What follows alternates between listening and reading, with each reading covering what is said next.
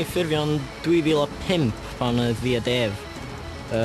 Just yn jamio'n gegin. Ac wedyn nath Dan ddechrau join i mewn, cos oedd o just yna unio allu, cos mae'n brawd i Dave. Sy'n ysdi ddod yn mynd? Nes i just gofyn nhw. Sa'ch ti'n gwybod chi'n chwarae drums? Ie, o'n i'n mynd abod llawer o drumars ac oedd Sean just digwydd bod yno. So oedd o'n handi iawn. Gathon ni enw'r band allan o list nath bro fi sgwennu a oedd o'n list hollol stupid ond nathon ni just dewis dirty words yn y diwedd. Nes i sgwennu Caeth i ti pan o'n i'n